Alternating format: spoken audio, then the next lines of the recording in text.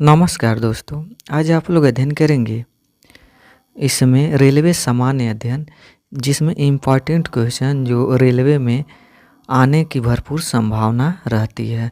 जिसमें से पहला प्रश्न है कि जनगणना 2011 यानी जनगणना 2011 के अनुसार देश का 55% आबादी जीविका के क्षेत्र के लिए कृषि पर निर्भर है। कृषि 7वीं अनुसूची की राज्य सूची का विषय है।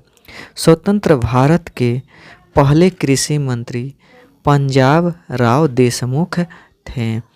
अगला इसमें कि देश में प्रथम कृषि विश्वविद्यालय यानी देश में प्रथम कृषि विश्वविद्यालय जो गोविंद वल्लभ पंत कृषि विश्वविद्यालय है की स्थापना 1960 में पंतनगर यानी उत्तराखंड में हुई थी। प्रथम कृषि विज्ञान केंद्र की स्थापना 1974 में पांडुचेरी में हुई थी। अगला इसमें है कि भारतीय कृषि अनुसंधान संस्थान की स्थापना भारतीय कृषि अनुसंधान संस्थान की स्थापना मूल रूप से 1905 में बिहार के पूसा में हुई थी। वर्तमान में भारतीय कृषि अनुसंधान संस्थान पूसा कैंपस दिल्ली में स्थित है। भारतीय कृषि का इतिहास नामक पुस्तक MS रांधावा द्वारा लिखी गई है। अगला इसमें है कि विश्व वन्य दिवस यानी विश्व वन्य दिवस 21 मार्च को मनाया जाता है। हरित क्रांति का विश्व स्तरीय जन्मदाता नॉर्मन ई बोरलाग यानी अमेरिकी के जो हैं को माना जाता है। बोरलाग पुरस्कार कृषि क्षेत्र से संबंधित है।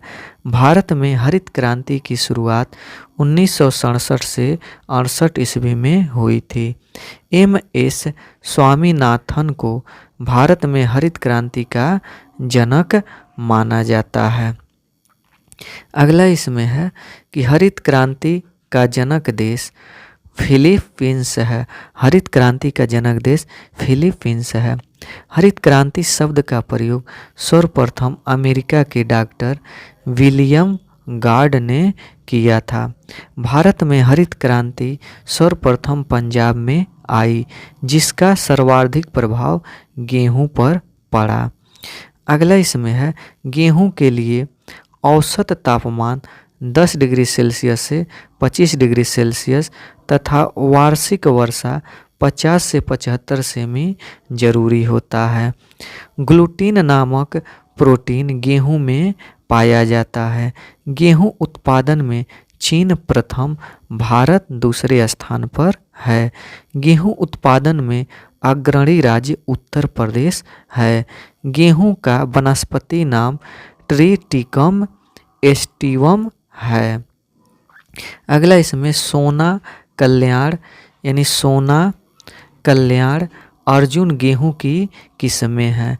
गेहूं में 42 व चावल में 24 गुणसूत्र होती हैं। गेहूं में 42 व चावल में 24 गुणसूत्र होते हैं। अगला इसमें है कि गेहूं में यानी गेहूं के लिए सबसे उपयुक्त मिट्टी जलोढ़ मिट्टी होती है। गेहूं में विटामिन B1, B2 तथा B6 पाया जाता है। गेहूं में रस्ट रोग कवक के कारण होता है।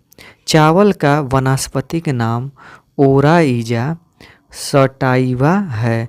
चावल का वानस्पतिक नाम ओराइजा सटाइवा है, जो ग्रेमिनी कुल का पौधा है। अगला इसमें है चावल में कार्बोहाइड्रेट 76%, प्रोटीन 6 से 7%, वसा 2.5% विद्यमान होता है। चावल की खेती के लिए औसत तापमान 25 डिग्री सेल्सियस तथा वार्षिक वर्षा 100 सेमी जरूरी होता है।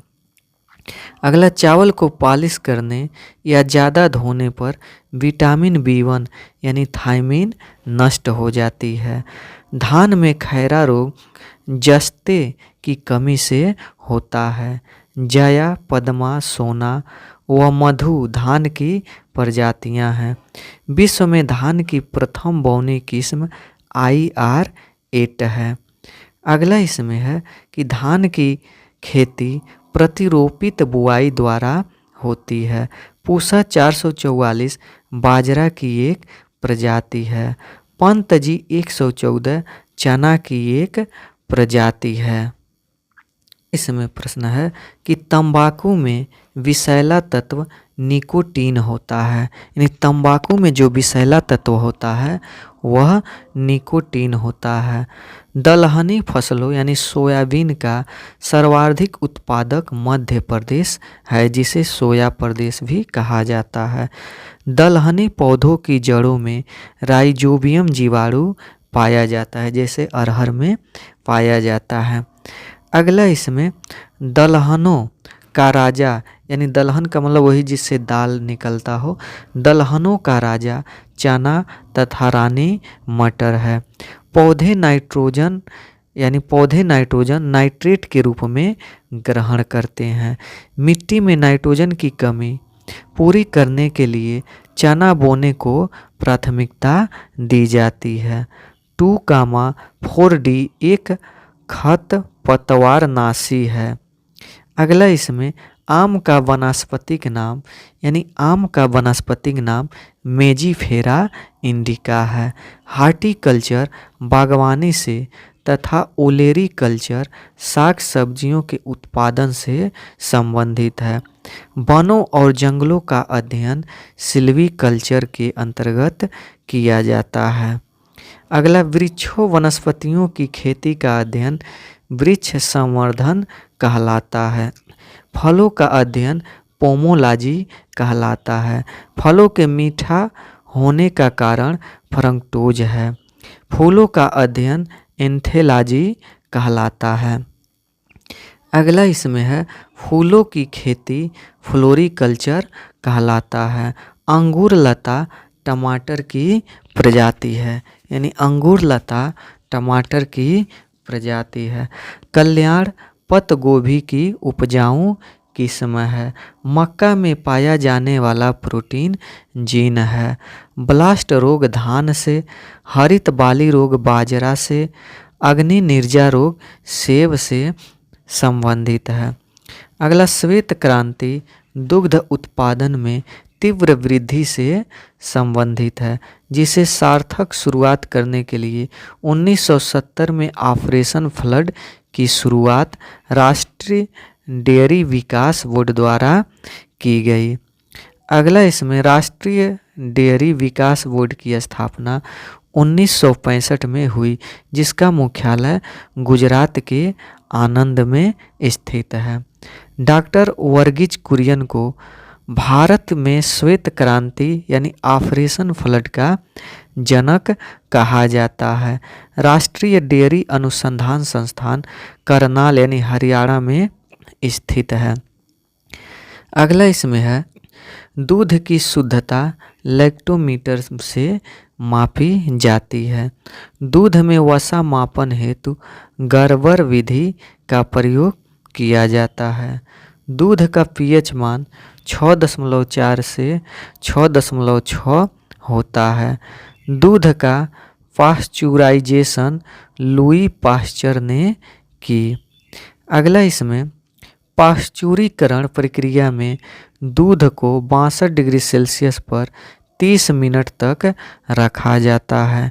दूध का रंग सफ़ेद केसीन के कारण, यानी दूध का रंग सफ़ेद केसीन के कारण तथा दूध प्रति घी का रंग पीला कैरोटीन के कारण होता है, या दूध या घी का रंग पीला कैरोटीन के कारण होता है। दूध में मीठापन लैक्टोज के कारण होता है, यानी दूध में मीठापन लैक्टोज के कारण होता है।